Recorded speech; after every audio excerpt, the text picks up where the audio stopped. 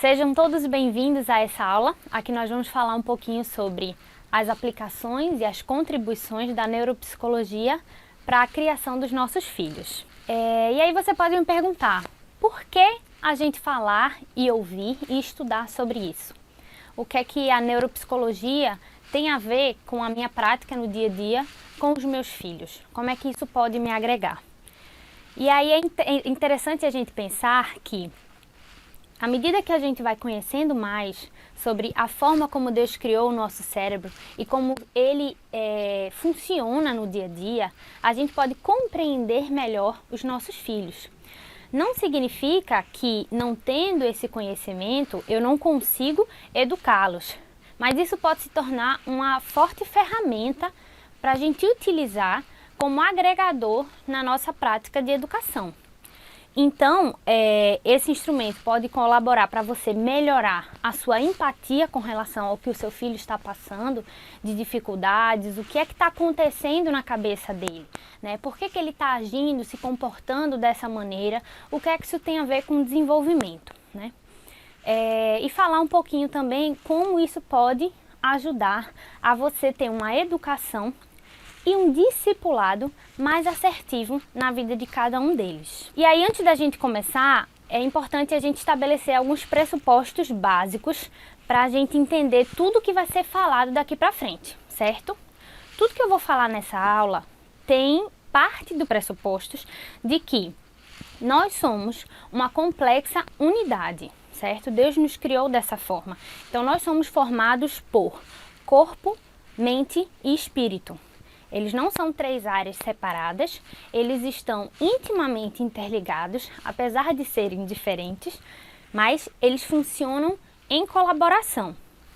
E esse corpo, com essas três dimensões, está constantemente e foi formado para estar constantemente em contato com o mundo exterior. Então, tudo que a gente vai falar, a gente precisa partir dessa compreensão, certo?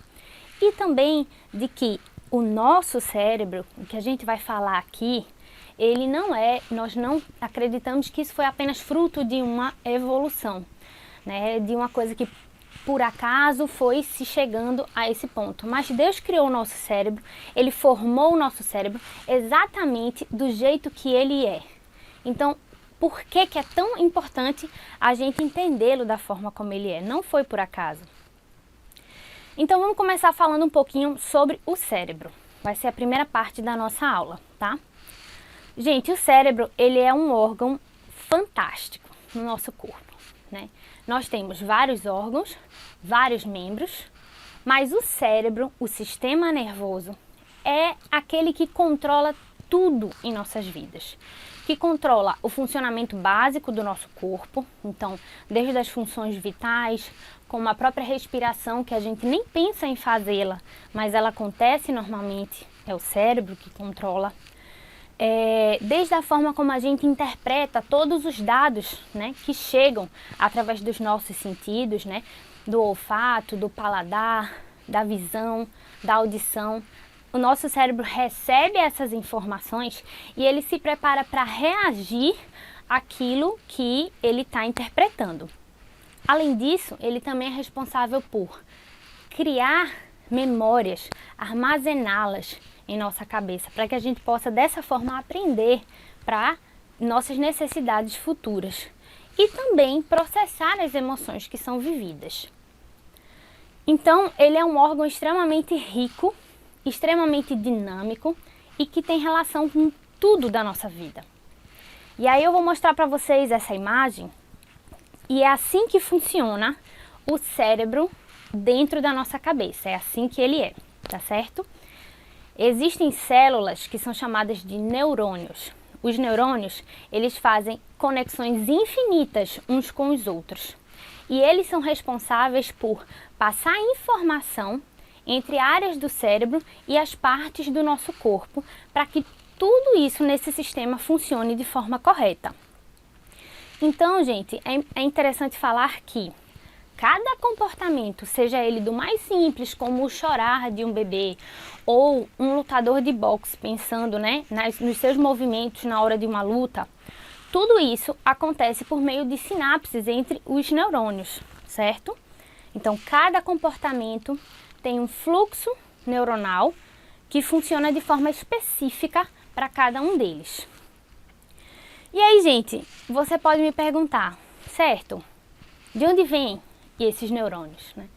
A nossa genética, ela tem um forte impacto na formação inicial desses neurônios, especialmente nesses primeiros comportamentos que são relacionados com os temperamentos. A gente fala muito disso também, né? Sobre temperamentos, a gente escuta falar sobre traços de personalidade. E às vezes você diz, essa criança, ela é tão braba, ela puxou o pai. Isso não é uma invenção apenas. E às vezes você vê crianças muito novas expressando esse tipo de comportamento igual ao pai. Já deu tempo dela aprender? Existe alguma coisa que a ciência não conseguiu determinar especificamente o que é, mas existem de fato traços genéticos que passam esse temperamento de uma geração para outra. Porém, temos uma notícia boa, maravilhosa, que os neurônios, eles são plásticos. A nossa mente, o nosso cérebro, eles são plásticos. O que é que quer dizer isso? Por que isso é uma notícia boa para a gente? Porque eles são moldáveis, eles são treináveis, ou seja, eles são educáveis. Então, um comportamento que a criança tem desde nova, não precisa você entrar na crise e dizer assim, meu Deus, essa criança é assim, filha, é muito teimosa, é igual o pai e nasceu assim, a síndrome de Gabriela, né? Nasceu assim, é assim e vai ser sempre assim. Não, gente. Nossa biologia, ela mostra que comportamentos podem ser treináveis e novas conexões cerebrais e neuronais podem ser formadas a partir do treinamento desses comportamentos. Então, gente, dependendo do estímulo que a criança vai receber, né? Todos nós, seres humanos, mas como nós estamos falando aqui de crianças, dependendo do estímulo, do treino de comportamento que essa criança vai receber, esses comportamentos que têm a ver com esses temperamentos e com os traços genéticos, eles podem ser potencializados ou bloqueados, dependendo da forma como você lida com eles. Tudo que acontece em nossa vida, desde a alimentação, do exercício físico que a gente faz, das conversas que nós temos uns com os outros, de questões básicas do nosso dia, até escovar o dente, tudo que a gente faz desde que a gente nasce, ele muda, afeta a forma como o nosso cérebro se organiza. E é fantástico a gente ver isso. A gente vê essas conexões que são feitas mentalmente, que são cortadas daquelas que não precisam mais, podadas, e que são formadas novas para aquelas que nós estamos inventando. Como a gente aprende um conteúdo novo, quando a gente aprende um esporte novo, ou chega a alguma conclusão mental, isso são novas conexões neuronais que estão sendo formadas. E aí, gente, é importante a gente entender um pouquinho. Lembra do pressuposto que a gente falou no começo? Que está tudo integrado? Nosso corpo, a nossa mente e o nosso espírito. Nós vemos o ser humano dessa forma. Então, quando você vê uma criança vivenciando essa desorganização comportamental, existe uma relação entre a desorganização desse comportamento que está sendo expresso ali externamente com uma imaturidade mental, uma imaturidade neurológica e com o pecado em si. Há uma complexidade vivida entre essas três coisas que não dá para a gente simplesmente separar. Mas é importante que você saiba que isso tem uma relação. E aí, gente, vamos falar um pouquinho sobre como é que se dão, né, essas conexões neuronais e o que é que isso tem a ver com esses comportamentos também. Desde a gestação, né, não é quando a criança nasce, mas desde a gestação, quando ela começa a ser concebida, até os 3 anos de idade dela, nós dizemos que essa fase é uma fase de construção da base da casa. Nosso cérebro, ele tem aproximadamente 100 bilhões de neurônios. Isso é uma média. Mas quando nós somos crianças, o nosso cérebro tem essa capacidade de plasticidade, em que essas formações dessas conexões neuronais são multiplicadas infinitamente. E aí, por isso que a criança é aquele ser fantástico, o bebê é aquele ser fantástico, em que há um número imenso de possibilidades, né? E que dependendo dos estímulos que você oferece para ele, muita coisa pode ser estabelecida não só para aquele momento, mas para o futuro. Você está estimulando um cérebro a formar conexões. Então, quanto mais conexões ele formar, mais rico esse cérebro vai ser. Então, essa fase, desde a gestação até 3 anos, é essa base, certo? É uma fase que a gente precisa investir muito nas nossas crianças. Não que em outros momentos não precisem, mas neurofisiologicamente falando, essa fase, nós temos essa característica. Depois dos 3 anos, você vai me perguntar, nós perdemos essa característica de criar comportamentos novos, de aprender coisas novas, de multiplicar os neurônios? Nós não perdemos. Todos nós, em qualquer fase da vida, nós temos essa capacidade, senão a gente deixaria de aprender. Porém, isso é muito rico até essa faixa etária. Depois acontece um fenômeno que nós chamamos de poda.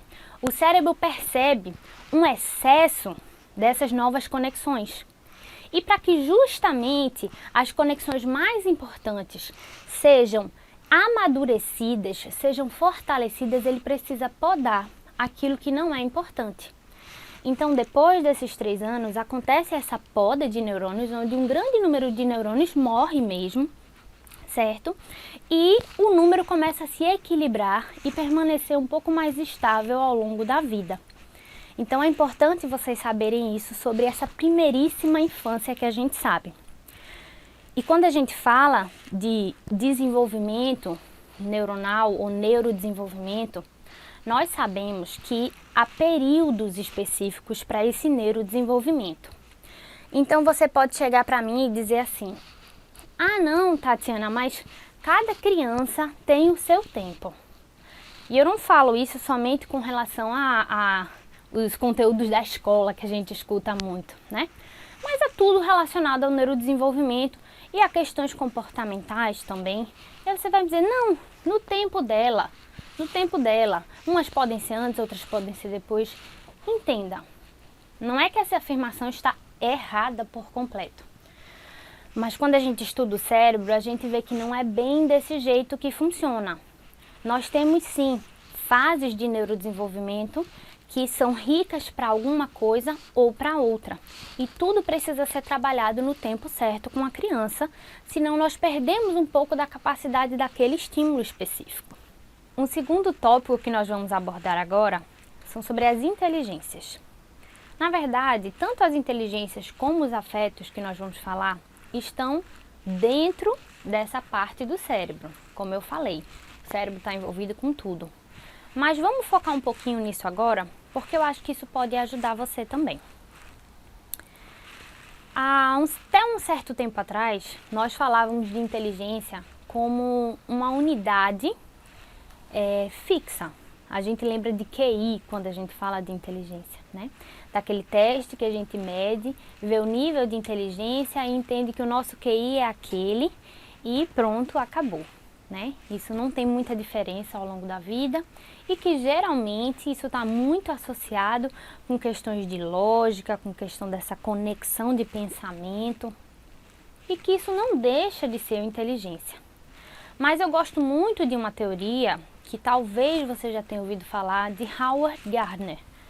Ele postulou, né, a ideia de uma teoria de inteligências múltiplas, de que a gente não tem como simplificar a inteligência como algo único, porque ela se expressa através do nosso cérebro de formas diferentes em cada um de nós. E por que é importante a gente falar sobre isso? Mais uma vez eu pergunto, o que é que isso tem a ver com a formação dos meus filhos?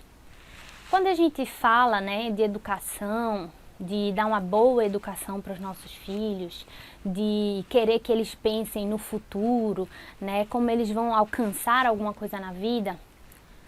Infelizmente, nós temos muito essa visão fechada e a gente lembra de quê? da escola, da física, química e matemática, né, do português. Nós temos que aprender essas matérias para ser alguém na vida, para passar no vestibular. Mas Howard Gardner, vamos chamar só ele de Gardner, ele ficou um pouco incomodado com essa lógica apenas utilitarista desse conceito de inteligência e muito restrita e superficial.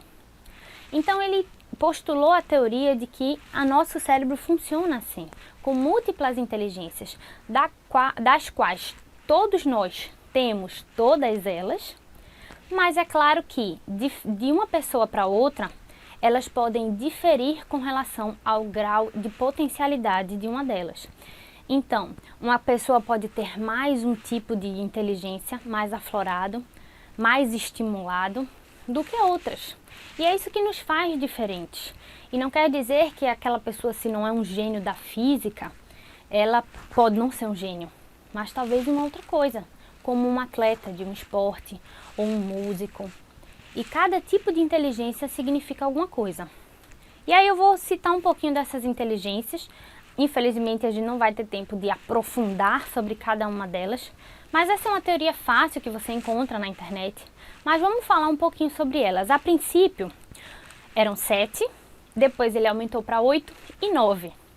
É importante você saber que isso daqui não é, né, nós não estamos falando sobre uma questão bíblica, né, vinda de Deus ali, que ele estabeleceu como é que funciona.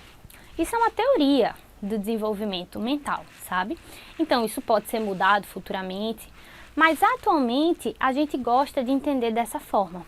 E aí ele propôs essas 9 tipos de inteligência, que são a linguística, que envolve toda essa parte justamente dessas conexões, tem muito a ver com os poetas e com essa facilidade de linguagens, pessoas que têm facilidade em lidar com outros idiomas, que aprendem facilmente, que conseguem entender a lógica gramatical e de comunicação muito bem.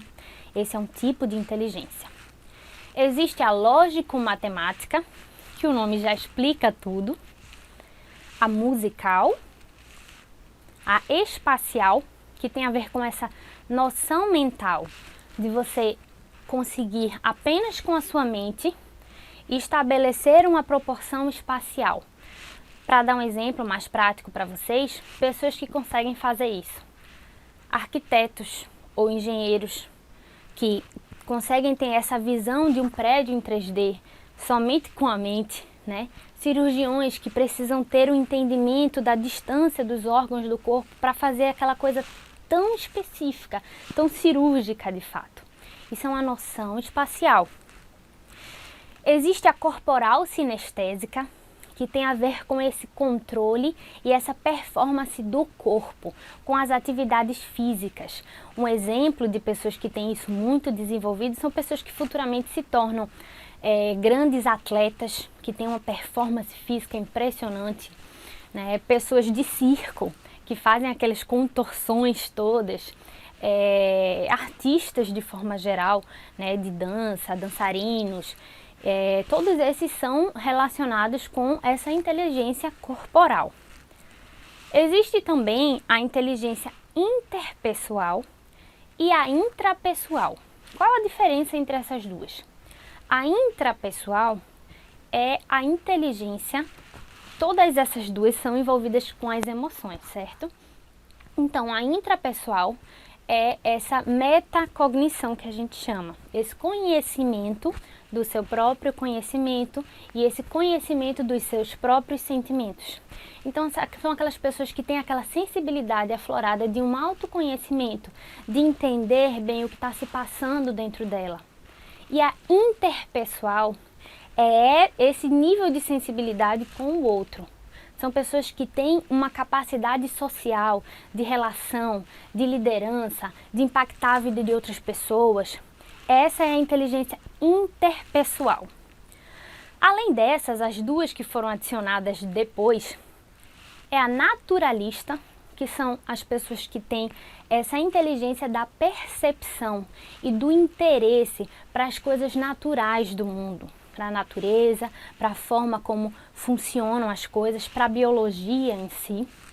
E a última é a existencial, que você imagina muito, pode associar com os filósofos, que são essas pessoas que têm esse interesse, esse desejo e essa capacidade realmente, mais do que a população em geral, de conceber teorias sobre a forma como funciona esse existencialismo humano. Então esses são 9 tipos de inteligências que são utilizados hoje dentro dessa teoria. E aí, gente, desde pequeno, nós, enquanto crianças, os nossos filhos, nós apresentamos um pouco desses traços. E mais uma vez eu digo, é fantástico ver isso. Eu sou suspeita para falar porque eu gosto muito, é com isso que eu trabalho. Mas a gente vê, Deus nos criou dessa forma. Isso é o que nos faz diferente. Isso não é por acaso, isso é proposital. Ele deu talentos e dons específicos para cada um. E cabe a nós, como pais, entender melhor qual é a habilidade de cada um dos nossos filhos e investir nisso. Até porque nesse curso, se a gente está falando sobre a formação de crianças do reino, criar e educar filhos é mais do que somente ficar moldando comportamentos e dizer essa criança é uma criança comportada ou mal comportada. Não é isso. Mas formar crianças do reino é formar crianças missionais. E como é que a gente vai formar crianças missionais se a gente não entende aqueles dons que o Senhor deu a elas? Então isso tem tudo a ver com a forma como a gente educa cada uma delas. Nessa terceira e última parte, nós vamos falar sobre os afetos. E o que é que eu quero dizer com os afetos? O afeto que eu estou dizendo não é somente o amor e o carinho, né? Mas é as emoções de uma forma geral e esse desenvolvimento socioemocional, certo? Mas que nós vamos chamá-los de afetos.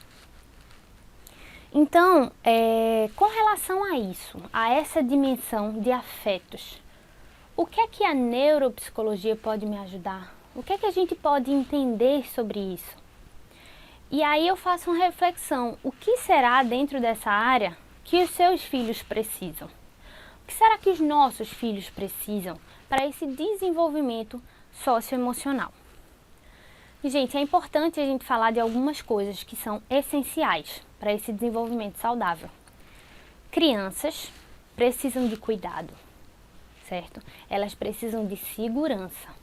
Elas são seres que já nascem extremamente frágeis e dependentes.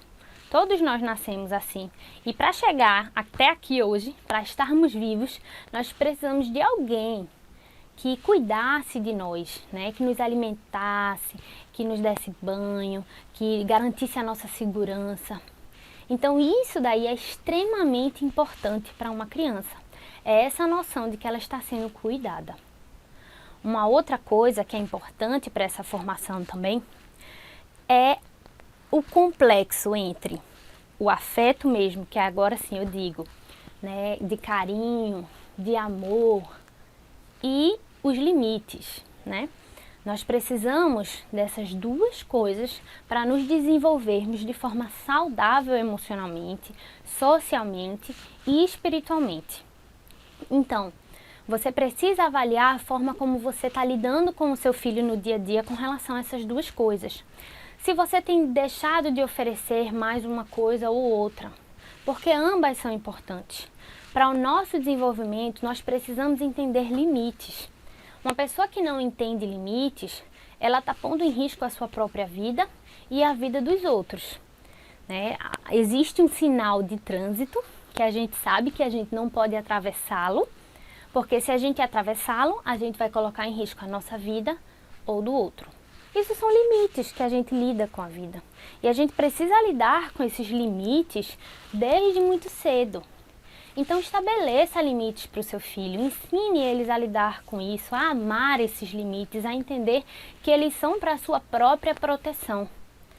Mas também encha-o de afeto, de misericórdia, de graça e de amor também sobre a vida dele, porque ele também precisa disso.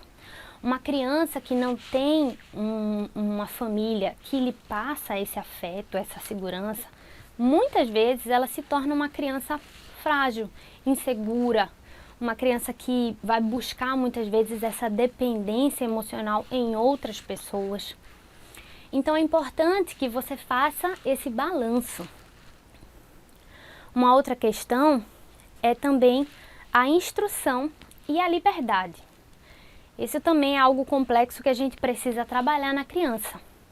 A gente não tem como querer instruí-la em cada mínimo momento e segundo da sua vida, porque nenhum ser humano consegue. Você vai ficar cansado e ela vai ficar estressada, né? Então, você precisa dar à criança também uma liberdade para se desenvolver. Ela precisa ter liberdade para explorar o mundo, liberdade para entender os seus próprios sentimentos, liberdade para se sentir triste, para se sentir chateada. Isso faz parte. Mas ela também precisa de instrução. É um outro lado. Ela precisa que você diga a ela o que pode e o que não pode fazer. Como é a maneira correta. Como é que a gente deve ver esse mundo.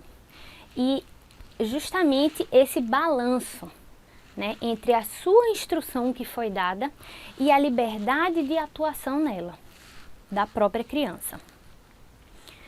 Então, a gente diz também que a gente falou um pouquinho sobre o desenvolvimento neuronal, né, como ele é extremamente rico até os 3 anos de idade.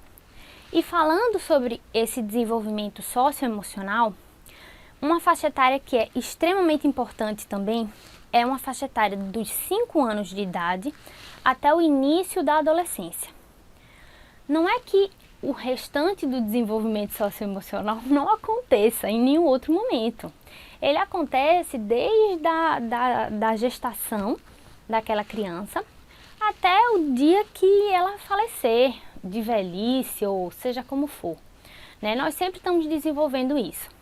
Mas dos 5 anos de idade até o início da adolescência, a gente chama essa fase de estruturação do caráter. Porque é quando a criança já atingiu um nível de maturidade neurofisiológico, neuropsicológico, em que ela começa a lidar com certas questões emocionais e sociais, em que é extremamente rico e importante esse investimento sobre essa formação do caráter.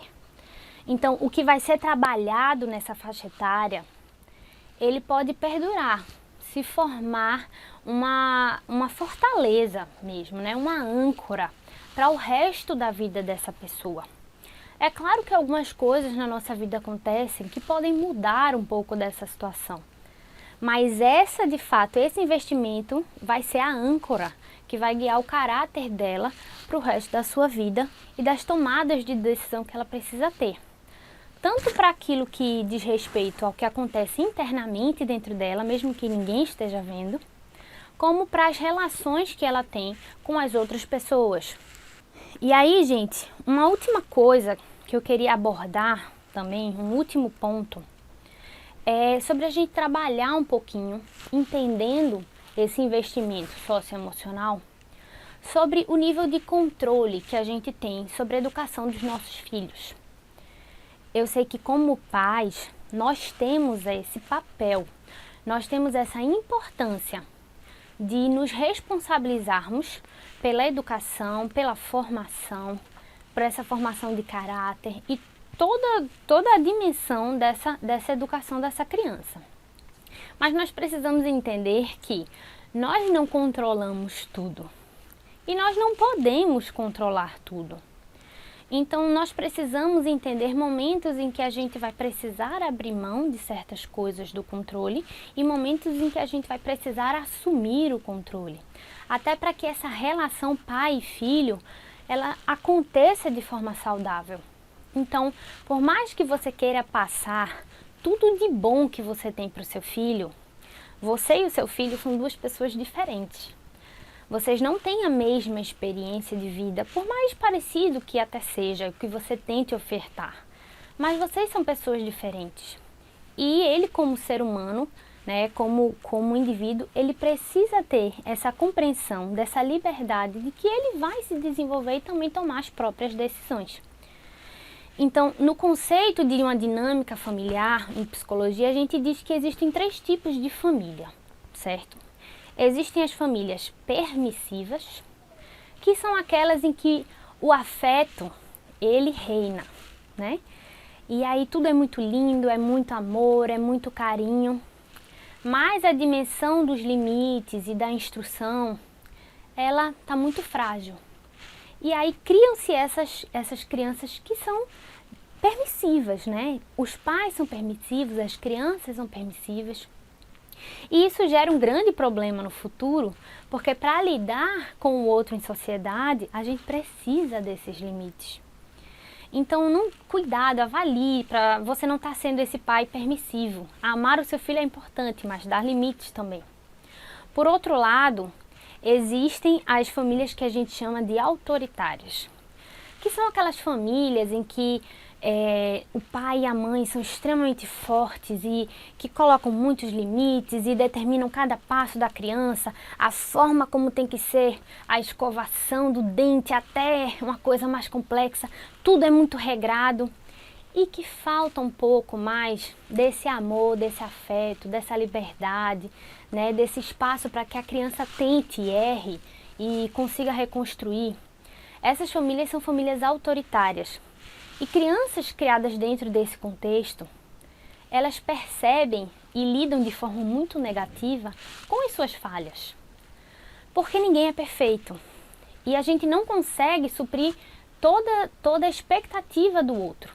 E uma criança que está o tempo todo sendo regrada pelo pai e que não tem, né, essa misericórdia no erro e que ela, né, todo erro que ela comete tem consequências graves, essa criança começa a ver o erro como algo extremamente problemático.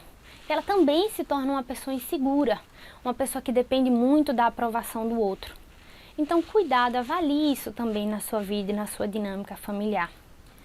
O meu desejo é que a gente foque e seja um pouquinho mais parecido com o 3º tipo de família, que a gente chama de uma família democrática, né? Que é uma família que mistura dessas 2 coisas.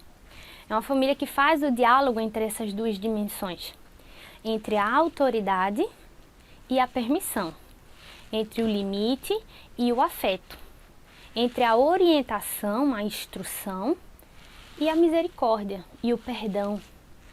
Então, que eu espero que tudo isso que a gente tenha falado hoje, desde a relação com os afetos, desde a capacidade do nosso cérebro de criar comportamentos novos, de moldar isso para um futuro de acordo com o treino, tanto com as inteligências e as habilidades que nos foram dadas e que precisam receber estímulo.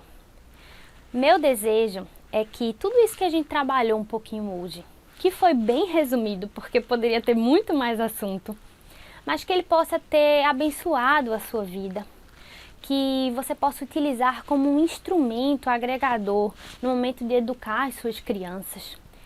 E que, de fato, para o discipulado dessa vida, dessas crianças do reino, que essas informações, elas possam ser grandes auxílios para que você exerça isso da melhor forma possível.